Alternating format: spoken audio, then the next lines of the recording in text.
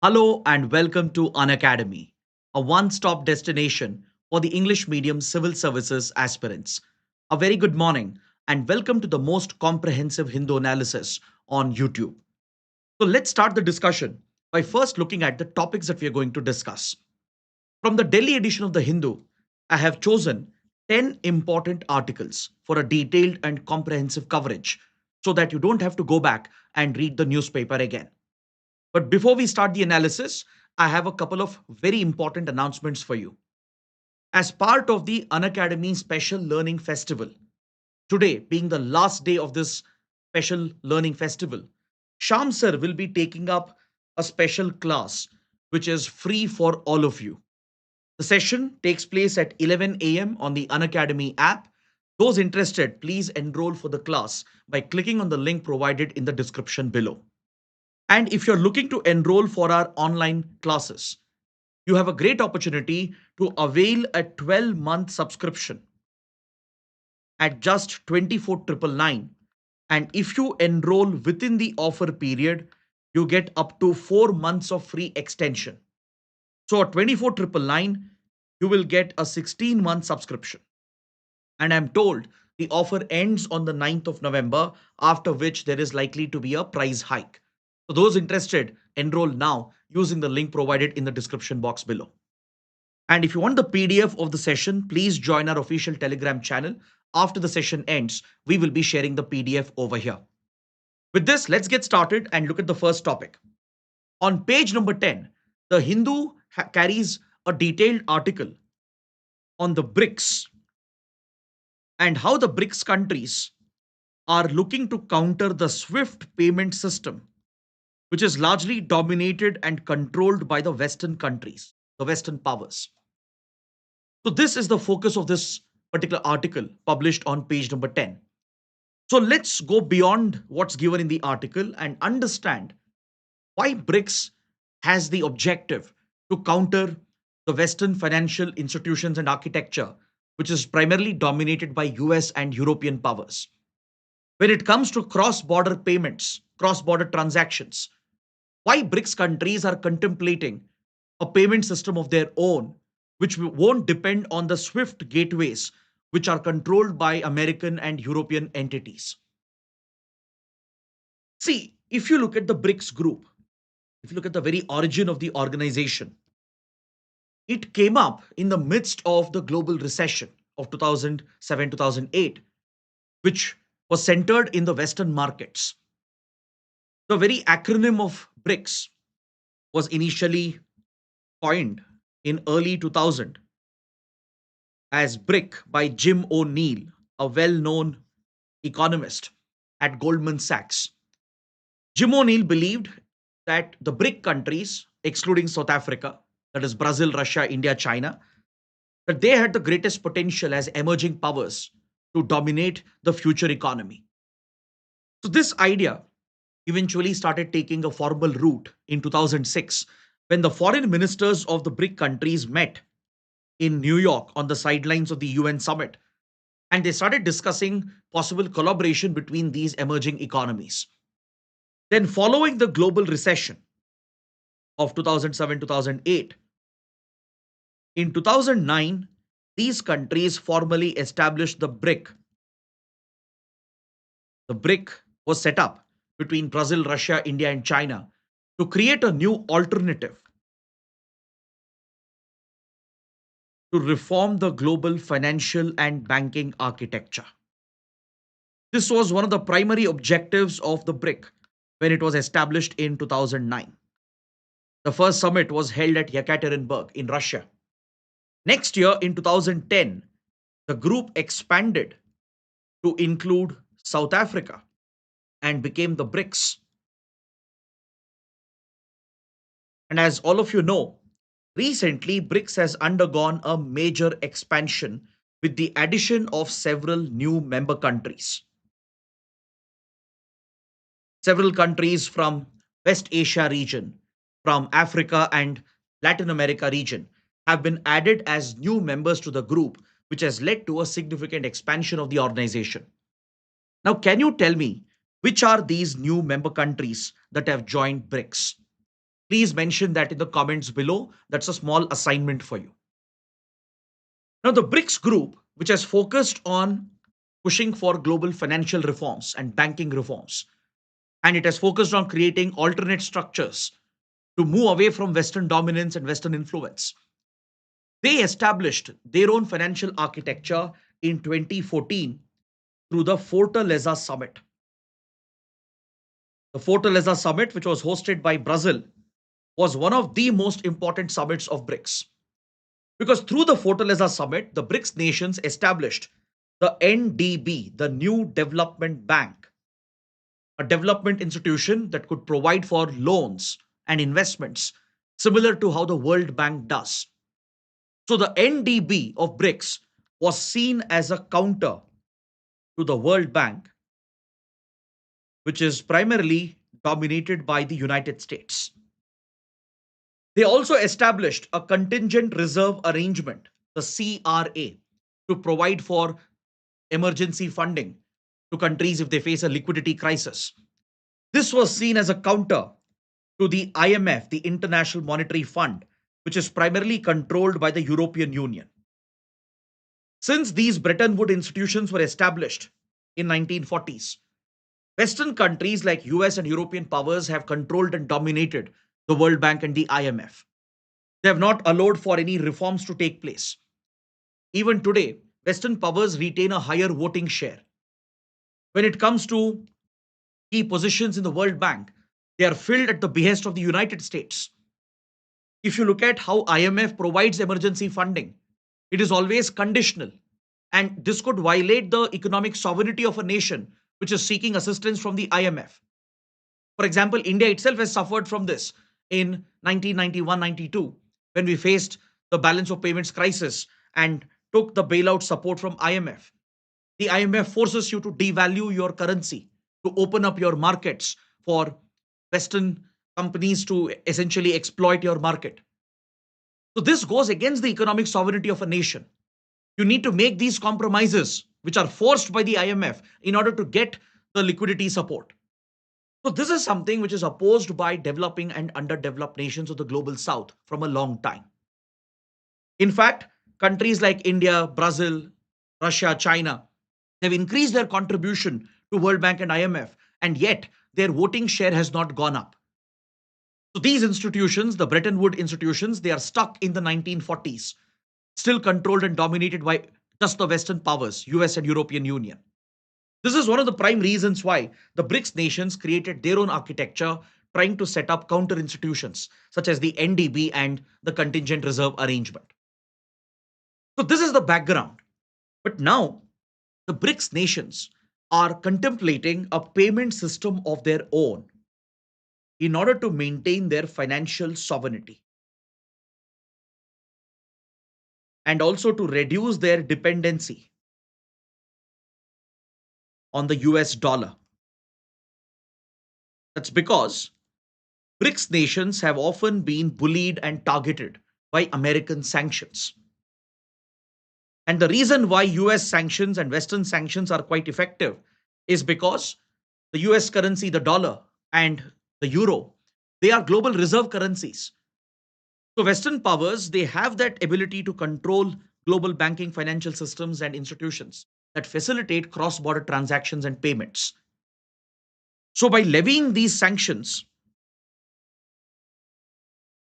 US has been using its economic influence and dominance to target its geopolitical rivals such as Russia, China, Iran, and the others.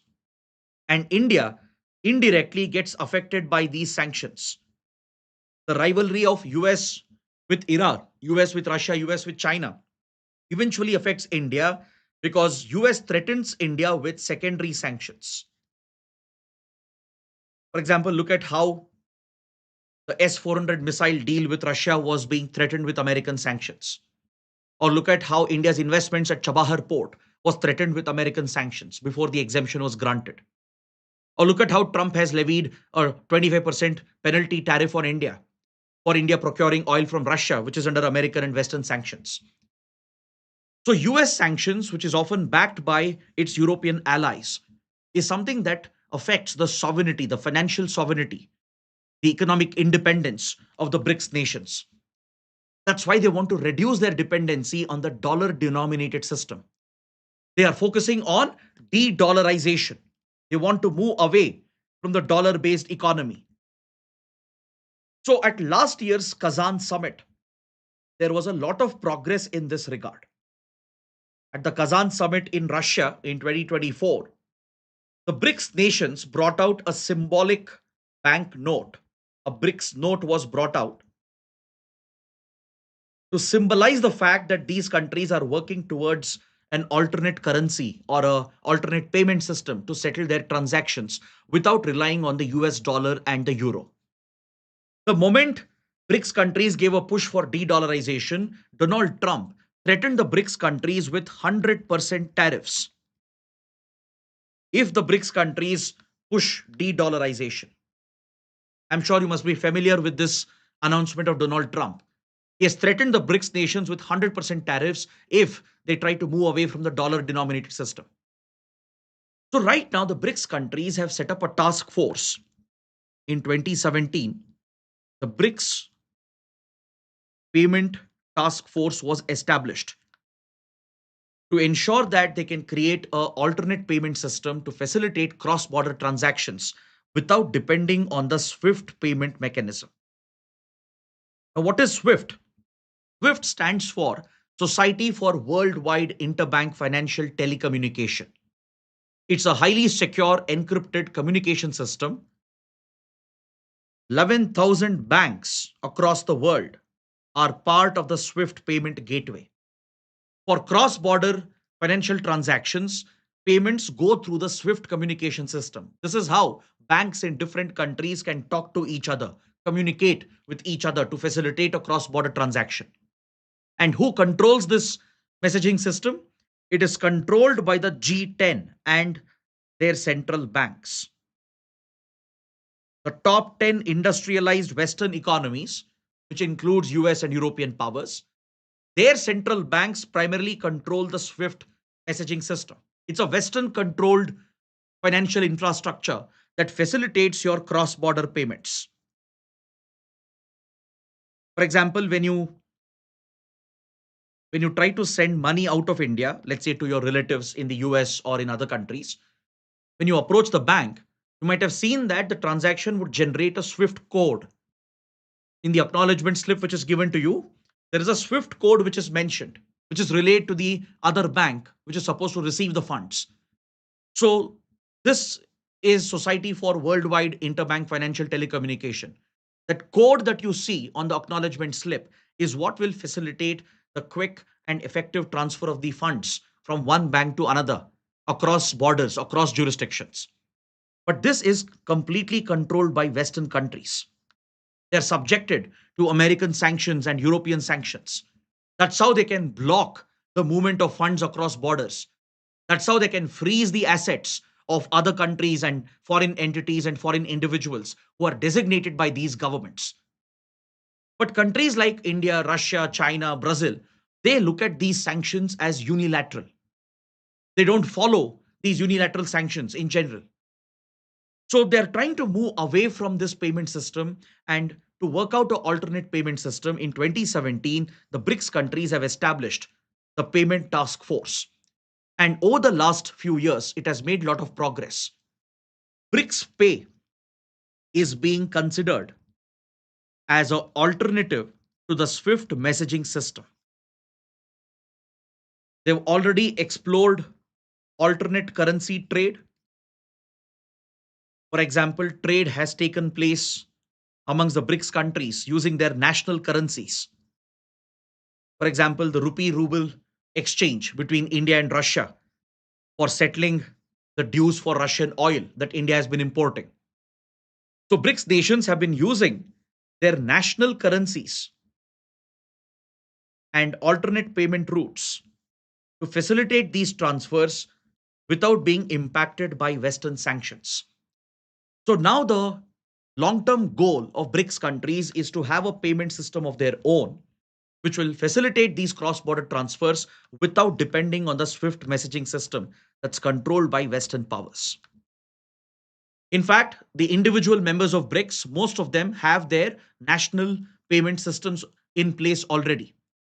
For example, India has the UPI, the Unified Payments Interface.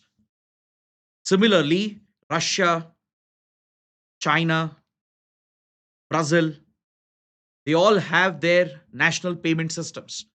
Now, the task is to integrate these payment systems with each other.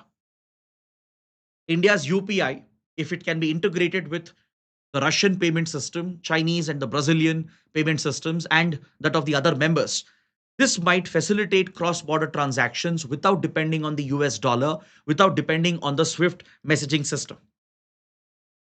So, this is what the BRICS nations are aiming for in the future. And this, it unnerves the Western powers as it could considerably weaken their hold over the global financial architecture. But however, there are some challenges in its implementation. The biggest challenge is that each country is pushing their own payment gateway. For example, today China's payment system is adopted in more than 100 countries. And China wants its own payment system to be used by all the BRICS countries, which of course is not acceptable to other members, especially India. India has not allowed Chinese payment system to be integrated with Indian payment systems. Parallelly, India is pushing its own UPI to go global. Today, India's UPI is already available in several countries, from France to Singapore, Nepal to Sri Lanka, Bhutan to UAE. In multiple nations, India's UPI has been integrated. So, India is also giving a global push to its payment system, just like China has been doing. So, Russia would not accept the payment systems of either India or China. So, they have differences amongst themselves. There are differences over using the payment systems of other countries. So, the best idea is to integrate these platforms so that each nation will continue to use their national systems, but integrate that with the other member countries. So, a lot of progress has been achieved in this regard. The technical efforts have been made, the prototypes have been tested, and you might see very soon these transaction systems being implemented by the BRICS nations, where trade settlements can be done using these alternate systems without depending on the SWIFT gateway at all. So, this would be one of the biggest fundamental shifts in global banking and financial architecture. That is what you need to note down. Now, please take up this practice question based on what we have discussed. The BRICS grouping's motivation to challenge Western financial dominance is driven by a desire for greater financial sovereignty and reduced exposure to US sanctions. So, that's a statement which has been given. Evaluate the statement in the context of BRICS counter to SWIFT payment system. So, the question is very specific. So, how do you start your answer? In the introduction, you can talk about American and Western sanctions, how they tend to be unilateral. You can even talk about the Bretton Woods institutions and how they are biased towards Western powers, controlled by the West. Now, this is something that threatens the economic sovereignty, financial sovereignty of the BRICS countries. So, you have to agree with the opening statement in the introduction. The control of Western powers over global banking and financial system is seen as a threat for the financial sovereignty and independence of the BRICS countries. The sanctions levied by them are unilateral, which has no backing from institutions like United Nations or the others. So this is something you need to explain clearly in the introduction. That currently the global banking financial system is largely Western controlled, be it the dollar dominance or the SWIFT messaging system, right, or the kind of sanctions they levy. It all favors the Western geopolitical interests, which goes against the interests of the BRICS nations. So once you present this analysis in the introduction, then it will become easy in the body to elaborate this. Elaborate on this topic. The Western powers versus BRICS when it comes to sanctions and as well as the global banking and financial architecture. What's their position? explain these points clearly, and point out the initiative of BRICS. What initiatives have BRICS countries taken up to counter the Western dominance? You can mention the new development bank, the contingent reserve arrangement, how they are trying to counter World Bank and the IMF. Then talk about payments, cross border payments. Today, cross border payments is dominated by the SWIFT messaging system. Without relying on the SWIFT payment gateway and the US dollar, it's almost nearly impossible to make cross border transfers happen. That's why BRICS countries have set up a payment task force, and they're coming out with BRICS Pay as a counter to the SWIFT. They're looking to integrate their national payment systems like India's UPI with the respective payment systems of the other BRICS members. So that is the solution you will offer. And you will suggest that this will protect our financial sovereignty. It will reduce our dependency on the dollar system, and it will reduce our exposure to the threat of American sanctions. And while you conclude, in the conclusion, you can highlight the challenges that are present. The challenge is that there is a disagreement amongst the BRICS nations, right? Some countries like China, they are pushing their own system to be adopted by all the BRICS members, which is not acceptable to countries like India.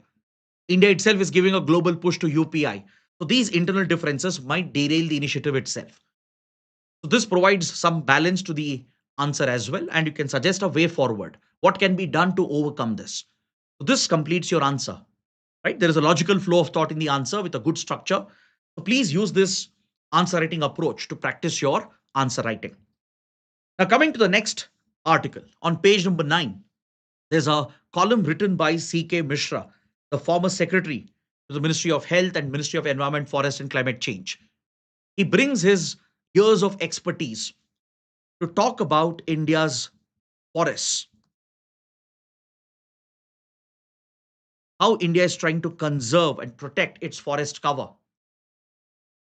So today, India faces an incredible challenge of protecting its environment and biodiversity on one side, while promoting the objectives of economic growth. I'm sure you must know that these two are conflicting objectives. When you try to promote rapid economic growth, to provide for welfare, to create jobs, to drive growth in the economy, it will require resources, raw materials. It would require deforestation, clearing of forest land. So, powering economic growth comes at the cost of the environment and biodiversity. And the vice versa is also true. If you just focus on environment conservation, biodiversity protection, it could end up hurting your economic objectives. It could cripple your growth. It could affect the welfare schemes and programs. Because without growth, how will government fund these socio-economic welfare initiatives? So both the extremes can be bad for a country. What you need is a balanced approach, which is sustainable development, where you focus on growth and development, but ensure that it doesn't damage the environment and biodiversity, and you mitigate the impact, and you try to conserve the ecosystems so that you can strike this balance based on the principle of sustainable development. Now, this is the challenge that India is facing today. How do we balance growth, the objective of growth, with the objective of conservation? So, in this regard, when it comes to forests, India has recently set a very ambitious goal for itself. Under the revised Green India mission, India has announced a new target. The Green India mission focuses on afforestation measures. It's part of our climate action commitments under the Paris Agreement of the Climate Change Convention. Recently, Environment Ministry has come out with a revised Green India mission with a new goal, which is very, very ambitious. The new goal is to restore 25 million hectares of forest land by 2030. The deforested areas and degraded forest land, this has to be restored by 2030, and the target set is 25 million hectares by the end of the decade. So, this will not only help in focusing on afforestation, it will help create a large carbon sink which can sequester carbon up to 3.39 billion tons of CO2 equivalent by the end of the decade. So this is part of our commitments made under the Paris Agreement to the Climate Change Convention. It's part of India's nationally determined contributions declared under our climate action goals as part of Paris Agreement commitments. So India has set this ambitious goal. And if you look at the data of India's forest cover in the last decade, there has been an increase in India's forest cover and tree cover. But however, the question is, what is the quality of these forests and trees that we are promoting? Does it really help increase carbon sequestration? Does it really help restore ecological balance? This is the question being raised by the authors. If you look at the State of Forest report, in 2015, India had a forest cover of roughly 24.16%. By 2023, this has jumped to 25.17%, a significant increase in India's forest and tree cover, which was achieved under phase 1 of Green India Mission. Green India Mission was implemented from 2015 to 2021 with a 575 crore allocation, which was distributed by the central government to 18 state governments. So, with this dedicated funding under phase 1 of Green India Mission, India managed to increase its forest cover by a significant margin. But studies have pointed out that despite the increase in forest and tree cover, it is not going to help increase the carbon sink. It is not going to help sequester more carbon. It is not going to help restore your ecological balance. Why? Because the quality of India's forests, the quality of the tree cover that we are expanding, this has declined significantly. Recently, a study was conducted by IIT Kharagpur with IIT Bombay and BITS Pilani. According to this new study, there is a 12% decline in photosynthesis efficiency in India's forests. The efficiency at which photosynthesis is being carried out by the trees, plants which are part of the forest area, it has gone down by 12% because temperatures are rising due to global warming. There are several incidents of forest fires. The soil tends to become dry due to the impact of climate change and global warming. So these factors have brought down the photosynthesis efficiency of trees and plants in general. A 12% decline has been noted by researchers, meaning they are absorbing less carbon. I hope you're getting my point. Though forest cover has increased in terms of area, their photosynthetic ability has gone down because of these factors, meaning they're absorbing less carbon, which means the expanded forest cover of India will mean nothing because it won't be an effective carbon sink as it will not be able to take out enough CO2 from the atmosphere. So that is the problem statement being addressed by the authors in this article. What should India do to increase the quality of its forests? It's not just about increasing the area. It's about focusing on the quality of the forests. Under Green India Mission Phase 1, 11 million hectares of forest cover was focused upon to be restored. Now the goal has been more than doubled to 25 million hectares in Phase 2.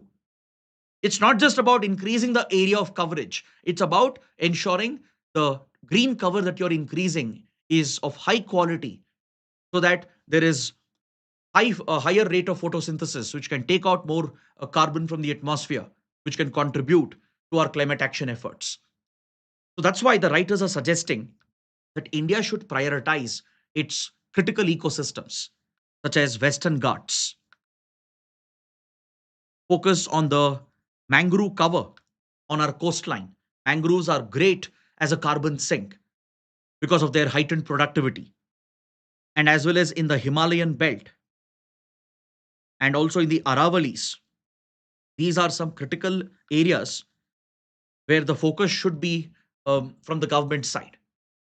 But the problem in India is that there are three gaps which are noted by experts when it comes to afforestation measures in our country. When it comes to the afforestation plans, there are three major gaps that exist. One is the lack of community involvement. And I'll explain each one of them, don't worry. The second is the poor ecological design of afforestation. And third is inadequate financing. These are the three specific problems when it comes to our afforestation plans.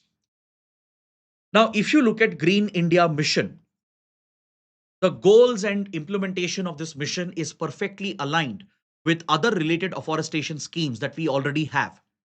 For example, in geography, you might have studied about the National Agroforestry Scheme, under which the government incentivizes farmers to cultivate forest areas along with the crops that they are cultivating. Then it has been integrated with the watershed development projects. It has been integrated with CAMPA, the Compensatory Afforestation Fund, which is managed by the CAMPA authority through the CAMPA Act. Today, CAMPA has the highest funds when it comes to afforestation. CAMPA has a pool of 95,000 crores, but it is not being adequately utilized. It's not that there is no money. It's not that there are no schemes, laws, and policies and frameworks. Everything exists, but there are critical gaps in implementation. Look at Green India Mission Phase 1.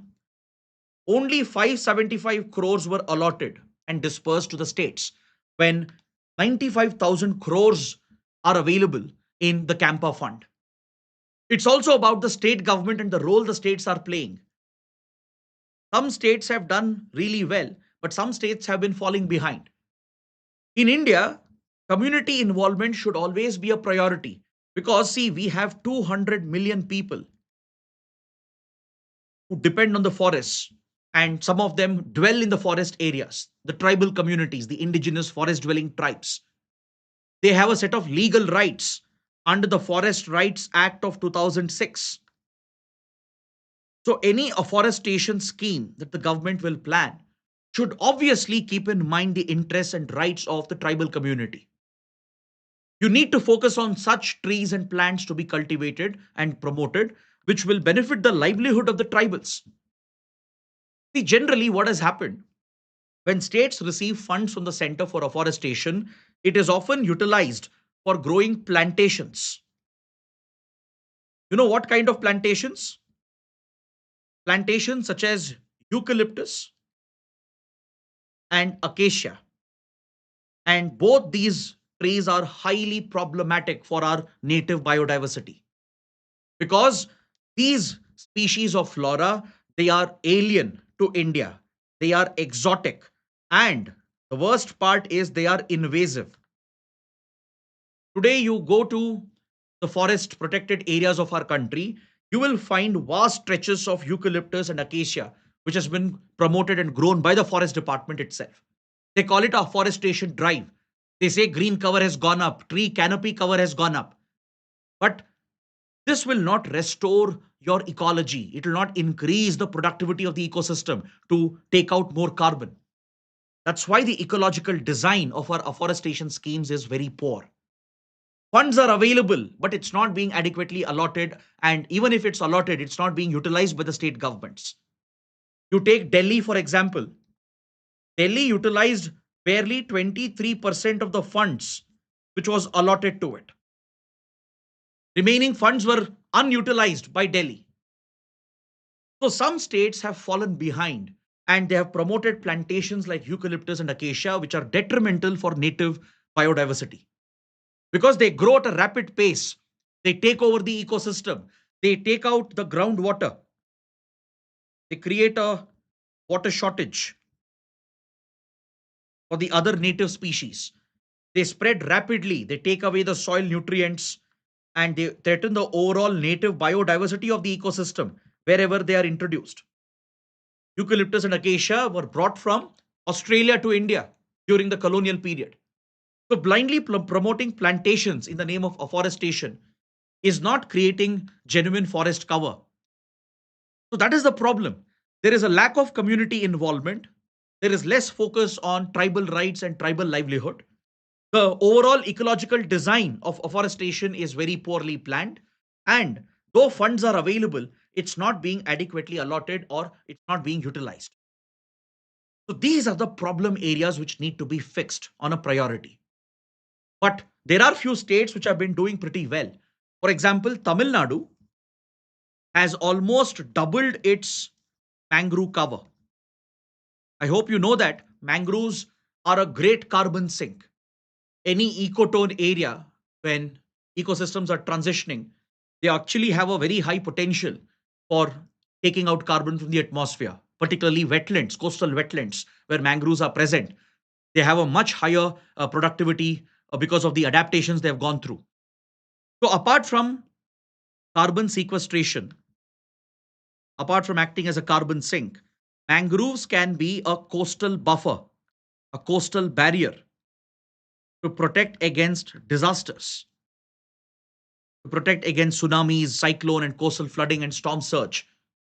So Tamil Nadu has done pretty well. It has doubled the mangrove cover. Then Odisha has set up joint forest management committees to provide a role for tribal communities and focus on those trees and those plants which can actually contribute to the livelihood of the tribal communities. Trees such as Malhua are promoted by the Odisha government and the forest department in coordination with the tribal community leaders at the grassroots level. So this will help sustain tribal livelihood while promoting ecological resilience. States like Himachal Pradesh, Uttar Pradesh, they are doing really well. They are trying to connect afforestation schemes with carbon markets, which can generate revenue for the grassroots community. At the village level, at the tribal level, afforestation initiatives, when pushed by the government and when it is linked with carbon markets, the carbon credits which can be traded can bring revenue generation for the local community, which can help transform the socio-economic status at the grassroots level. So, such innovations can be seen at the local level in some states. So, now what is needed is a streamlining of these efforts. If there is greater community involvement, adequate financing, and a better monitoring from the center can set up a real time dashboard which can collect the data and help understand the progress that we are making with regard to afforestation. It's not just about measuring the increase in forest cover and the tree expanse, it's about measuring the productivity of these forests, ensuring that the right species of trees are cultivated and promoted. So, if these steps can be taken up, then the three problem areas can be addressed. And this would help India achieve its goals and targets. That's why the writers believe that the forests are the future capital of India. So, this is what we learn from this interesting article. Now, please take up this mains question for your answer writing practice. India's afforestation story has long wrestled with three gaps: community participation, ecological design, and financing. Examine. Now, coming to the next article, we have an update with regard to the Israel-Gaza war and the role of United States. As you all know, the Gaza peace plan has taken effect. There is a so-called ceasefire in place. There is an exchange of hostages and prisoners, which is still ongoing between Israel and Hamas. But the ceasefire has already been broken. Hamas has not been able to retrieve the bodies of some of the remaining hostages. Around 13 body remains of hostages are yet to be returned by Hamas. Hamas is working with the Red Cross and coordinating with Israel to try and find the remains and try and return the remains to Israel.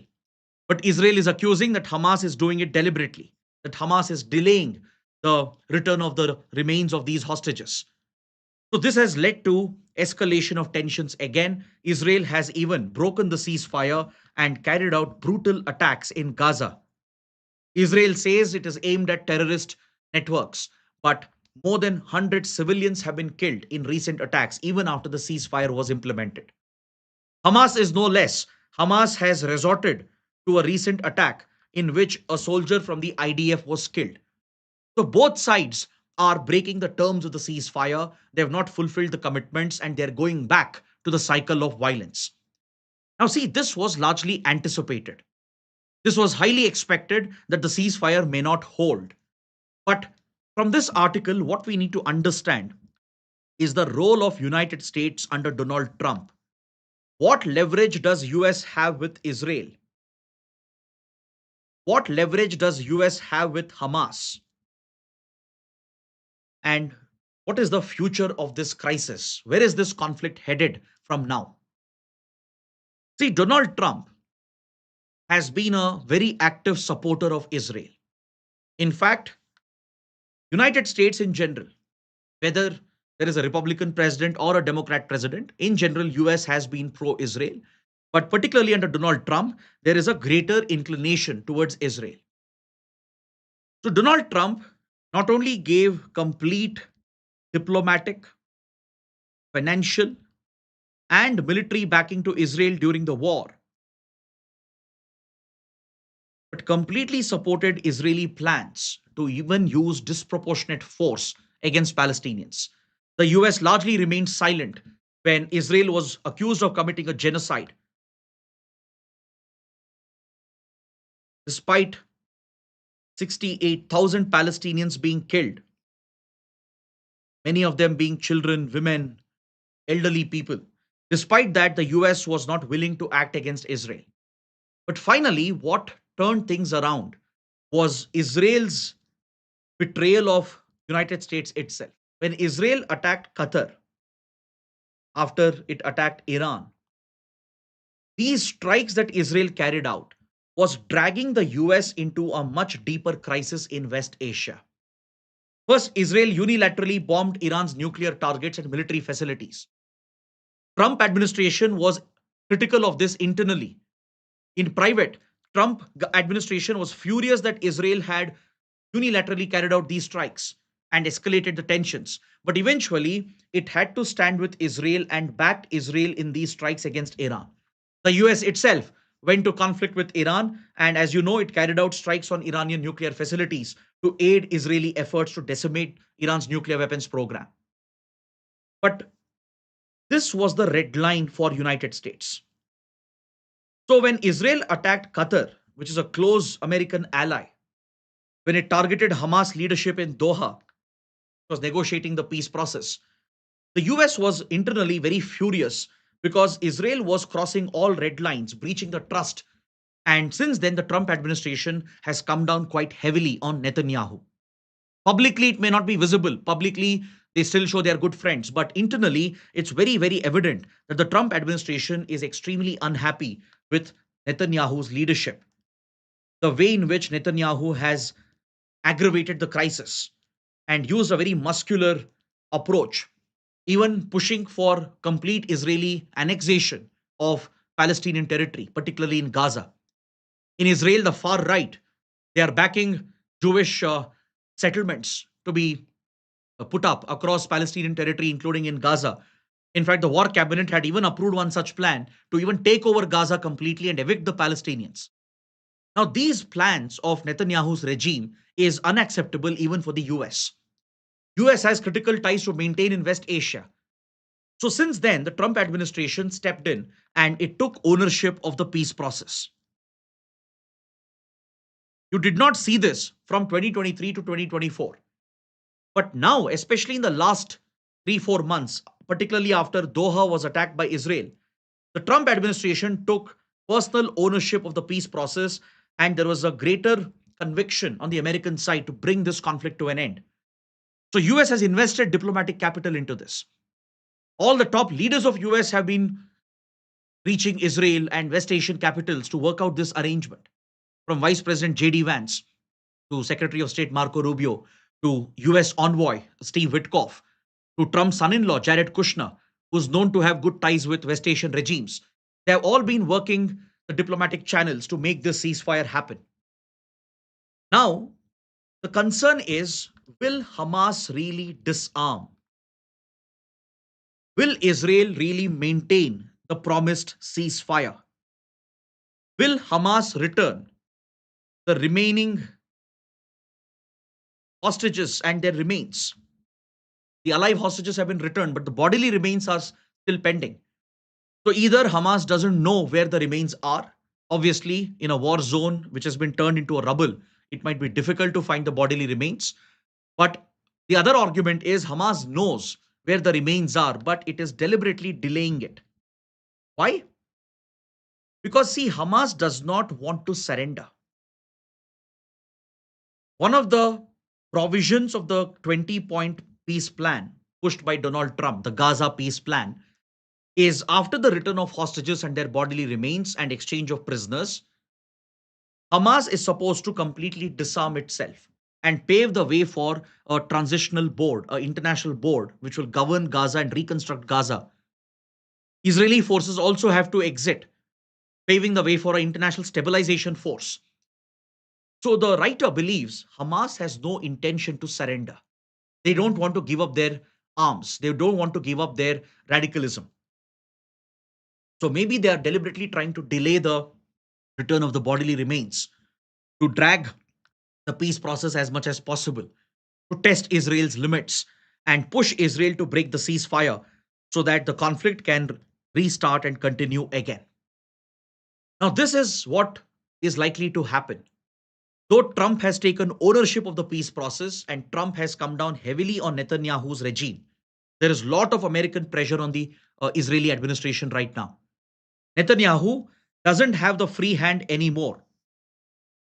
For the last 3 years, Netanyahu has done whatever they wanted because there was American blessing all the time. But after Israel crossed few red lines, there is a clear intent from Washington to clip the wings of Netanyahu's regime. So this is being seen as a diplomatic restriction, even as a diplomatic defeat, a political defeat for Netanyahu. So Hamas understands that Netanyahu is slightly on the back foot. Right now, regional powers are invested in the peace process, like Qatar, Turkey, Egypt, and the others. See, they have accepted the terms of the peace plan because, see, they want this crisis to settle as soon as possible. They want to play a role in the reconstruction of Gaza. They want to be seen as leading powers of the Muslim world, which will protect Palestinians and help rebuild Gaza.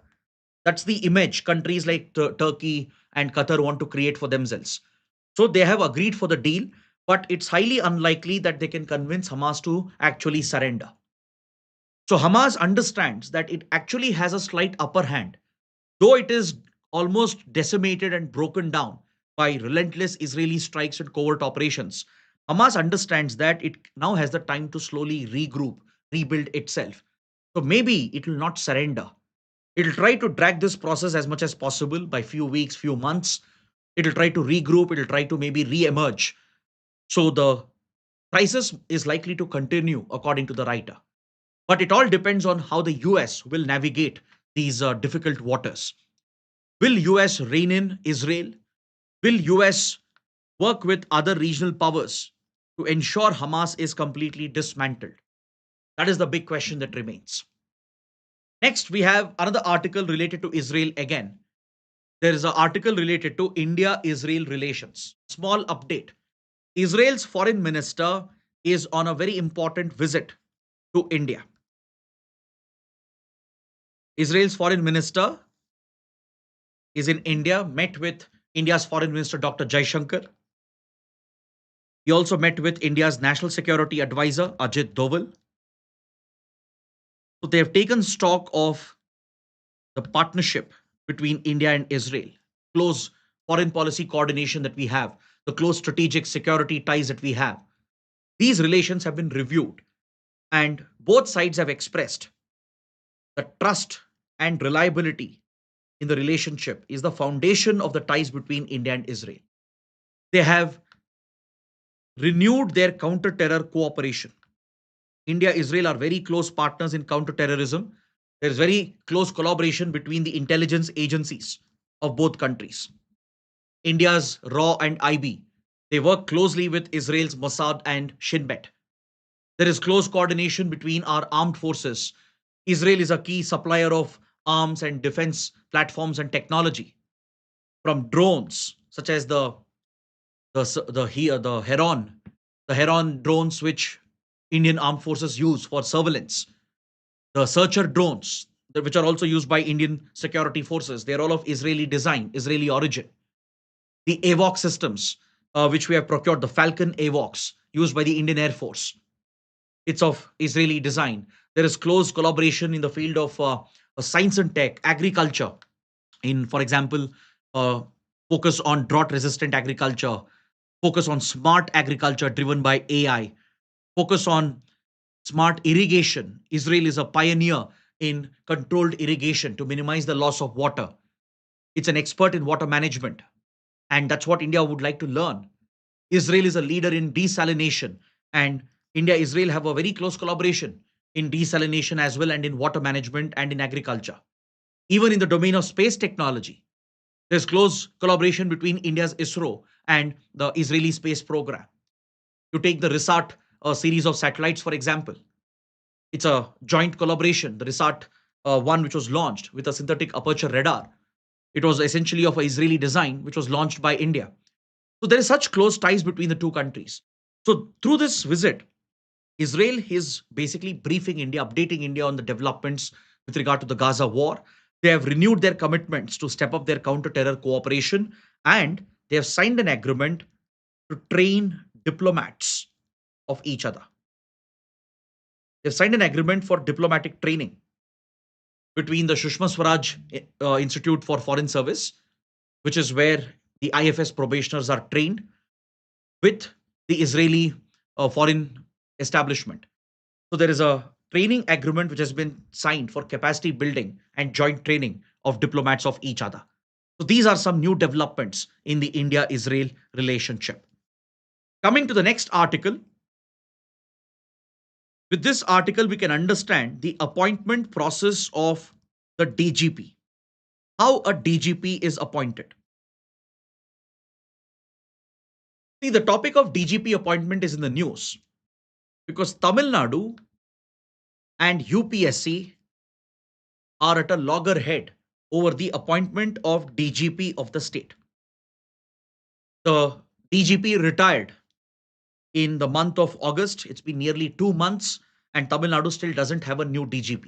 This is quite unprecedented because, according to established norms, the state government is supposed to start the process 3 months before the DGP retires. Meaning, Tamil Nadu should have initiated the process of appointing the DGP 3 months before August. But we are in October, and yet the process is still stuck. UPSC has submitted a list of names. Tamil Nadu is rejecting the names recommended by the UPSC, resulting in a standoff between the two.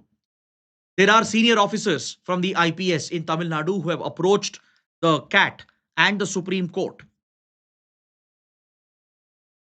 as they are looking to push their names to ensure that they are considered. So, this tussle which has broken out over the appointment of the DGP brings the process of the appointment of the DGP into question. Now, who's the DGP? DGP is the head of the state police. The DGP is the highest ranking police officer in the state, obviously from the IPS, from the Indian Police Service. When it comes to appointment of DGP, there is a process which is delineated by the Supreme Court in the Prakash Singh case of 2006-2007. Please note down, the Prakash Singh case is a landmark judgment with regard to police reforms in the country to limit political interference in police appointments and as well as in police administration. Supreme Court laid down 7 important directives in the Prakash Singh judgment. And one of the directive deals with the appointment of the DGP. As DGP is the head of the state police, it's very important to maintain independence and impartiality in the process to ensure that merit and seniority of the officer will be the only criteria considered while the DGP is being appointed. There should be no sort of political favoritism. There should be no political interference in this appointment process because you're talking about the head of the state police. So, what is the process laid down with the Supreme Court? The Supreme Court has mandated the state governments to start the process 3 months before retirement, before the incumbent DGP retires. 3 months before that, the process has to start. What is the process? The state government will send a list of officers to the UPSC. UPSC plays an important role in the appointment process of the DGP. So, state government will initiate the process 3 months before, send a list of eligible IPS officers who have the merit and seniority to UPSC. UPSC will examine their ACRs, their annual confidential records. It will look at their performance, their merit and seniority. And finally, UPSC will recommend 3 names. 3 officers are recommended for empanelment by the UPSC. These names are forwarded by the UPSC to the state. And now the state government can choose one of them and appoint them as the DGP of the state police. This is the process that has been laid down.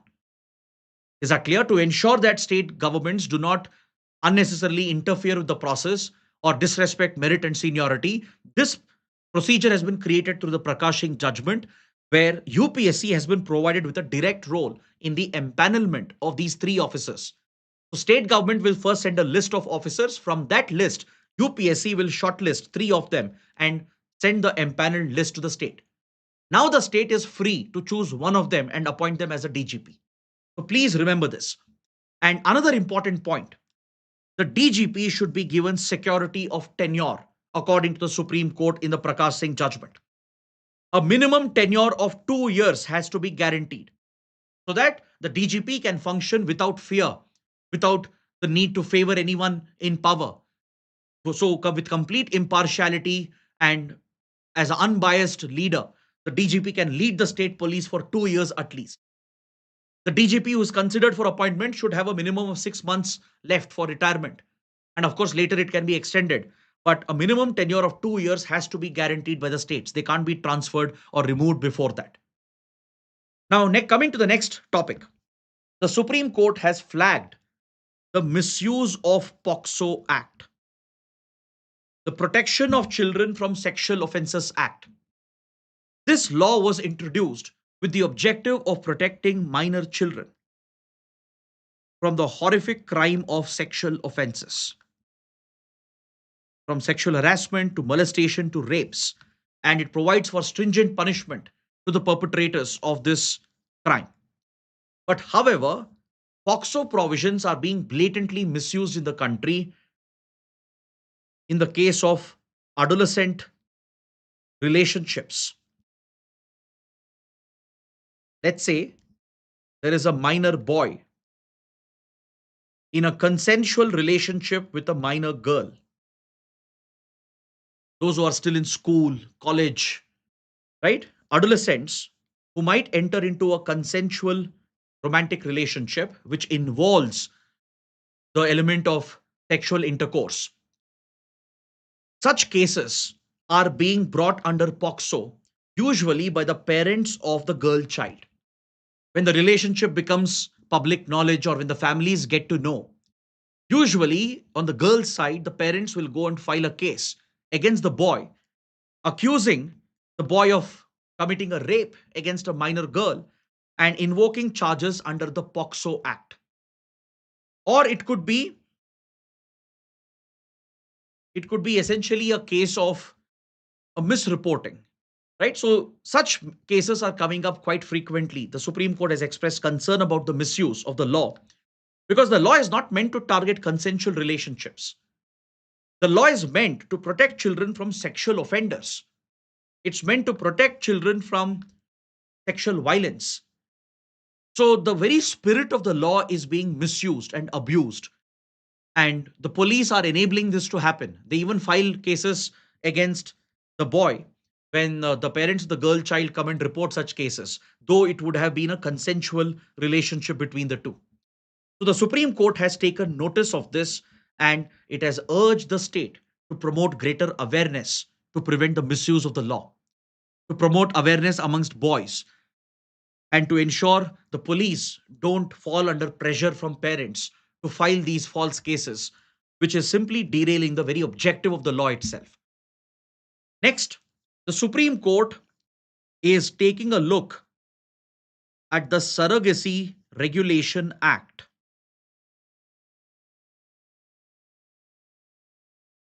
A set of parents have approached the Supreme Court asking for a second surrogacy. They're asking for the second child through surrogacy.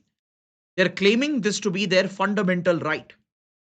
But under the law, this is banned. Now, let me explain this. Let's quickly break it down. Let's take a couple. Let's say they're not able to have children by natural birth, or they're not able to have children even with assisted reproductive technology like IVF. So, when the couple are proven to be infertile, when they are no longer able to have kids of their own, then surrogacy is an option. The Surrogacy Regulation Act 2021 legalizes the option of using a surrogate mother who can bear the child of this couple. And once the child is delivered, to hand over the child to the intending couple, right? Now, surrogacy is a very legal, ethical gray area that exists. Because see, the surrogate mother will have to physically bear the entire pregnancy, and there is that emotional angle of the mother-child connection. The surrogate mother has to break that bond, hand over the kid. In turn, the couple would compensate the surrogate mother. So there is a financial element involved, but this is completely rejected by the Indian legal system. Usually, surrogacy would involve that financial transaction, but now it is completely banned. Only altruistic surrogacy is legalized in our country so that women are not misused to be surrogate mothers and abused, because this in itself had become a exploitative industry, especially for foreign couples who couldn't have kids of their own. They would come to India, hire a surrogate mother in India, pay them some money, but most of the money would be stolen by the middlemen and the agents involved, and women would be exploited to bear children after children. To prevent that such exploitation, surrogacy is allowed only when it is altruistic, when there is no financial exchange involved. But still, the mother will be bearing the physical and the emotional burden. So, in keeping this in mind, under the Surrogacy Regulation Act, a couple can opt for surrogacy only for their first child, that is, after they are proven to be infertile. This is what the law says. If the couple, if they're not able to have a kid naturally, if they're not able to have a kid even with assisted reproductive technology, right, then they can opt for surrogacy, but they can have only one kid. They can't opt for a second surrogacy. Or let's say a couple already has a kid through natural birth. Or let's say through assisted reproductive technology, a couple has a kid. Now they want a second child. They're craving for a second child and they're not able to have a second child. In such cases, surrogacy is prohibited. It is banned under the law because it keeps in mind the emotional burden on the surrogate mother. For a couple who already have a child, either through the first surrogacy or through natural birth or through ART, what is the need to have a second child? That is the basis of this law, to ensure that surrogacy is not misused and that emotional burden is not placed on the surrogate mother. Now, a couple have approached the Supreme Court challenging this provision. They're challenging this ban on second child through surrogacy. They are saying it's a fundamental right to have a child of their own. If they want a second child, it's their wish, and the state should not be interfering with their private lives. This matter is being considered with the Supreme Court. It is reviewing the current ban on surrogacy for a couple who already have one child. who are looking for the second child. So let's track this particular case. It has implications for, for India's women and Indian society. Coming to the prelim section, the last part of today's news analysis, three small articles. On page 14, there's an article that refers to the CITES convention. CITES is in the news because a committee of CITES have reviewed and investigated the functioning of Vantara, the conservation center set up and promoted by Reliance Foundation in Gujarat, which has attracted a lot of controversy. Vantara, which is projected as a conservation rehabilitation center for wild animals, it has been procuring exotic species of animals and various flora and fauna from across the world, from South America to small island countries to Africa. So these animals which are being imported, they have to meet the restriction criterias of the CITES convention. CITES stands for the Convention on International Trade in Endangered Species. To ensure that when endangered species are traded, imported, and exported for conservation purposes, it is regulated tightly to prevent any misuse and to protect the threatened species. According to this committee of CITES, which has investigated the functioning of Vantara, they have raised concerns. Serious concerns have been flagged by the committee of CITES, and they've questioned the processes of the Indian government as well, which has easily facilitated export import licenses for Vantara to procure animals from across the world. This is being seen as a breach of the established norms under the CITES Convention and a very weak implementation of the export and import licensing regime by the Indian government. So, what is CITES exactly? What does it do? What is its background? The Convention on International Trade in Endangered Species is also known as the Washington Convention. It was initially pushed through a resolution in 1963. It was finally drafted and brought for signatures in 1973. It took a decade of effort to bring this convention to fruitification. From the initial adoption of resolution in 1963 to opening the convention for signatures in 1973, it took 10 years of effort. And finally, after ratification from the minimum members, it came into force in 1975. So it's called the Washington Convention as it was initiated in Washington. And today, the Secretariat of CITES is headquartered in Geneva, Switzerland. So, under this convention, the import export or the trade of endangered wild flora and fauna is tightly restricted through a licensing mechanism. Without adequate import export license, you can't trade these endangered species of wild flora and fauna. So, for this purpose, the CITES Convention maintains three appendices: Appendix 1 to Appendix 3. Now, I want you to read about these appendices. This is another assignment I'm giving you. Can you read about Appendix 1, Appendix 2, Appendix 3 of the CITES Convention so that you can understand how the trade of endangered species of flora and fauna is regulated and licensed through the CITES Convention? So please read this and mention the key points in the comment section below. The next article on the supplement page, the article refers to a bioindicator. In prelims, UPSC might ask you, what is a bioindicator? Can you give examples of bioindicators? Here you can see this spectacular image of a researcher carrying a bag of mussels. Mussels are a great bioindicator, especially they are very sensitive to microplastic contamination and they're also highly sensitive to chemical pollution. So they clearly show the signs if the water is polluted, if the water is contaminated with hazardous chemicals and microplastics. Mussels will react to it quite immediately. So such organisms which indicate the quality of the environment, the pollution levels, they are considered as bioindicators. Organisms which help indicate pollution levels, they are considered as bioindicators. Now, one more homework today for you. Can you give me two, three examples of bioindicators? We had discussed one bioindicator recently, I think 10, 12 days back. We had discussed one bioindicator.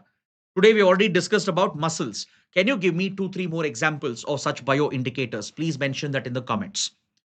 Coming to the last article for today, it's from Space Technology. ISRO has recently launched a heavy military communication satellite on the 2nd of November. GSAT 7R was launched by ISRO using Launch Vehicle 3, LVM 3, one of the most powerful rockets of ISRO. So, this military communication satellite has been launched for the Indian Navy to enable network centric warfare environment to connect the command centers, headquarters with all the warships and submarines of the Navy and even the aerial platforms. Now, this communication satellite weighed 4,400 kilograms, 4.4 tons. See, usually communication satellites are always heavier. They are on the heavier side compared to your remote sensing satellites and regular Earth observation satellites. That's the reason why more powerful launch vehicles are needed to lift them into orbit. So ISRO used its most powerful launch vehicle yet, LVM-3, to lift GSAT-7R, which is a series of military communication satellites which are being deployed. Now, why are these satellites so heavy? What gives that additional weight? See, first of all, communication satellites carry very heavy equipment. They have multiple antennas.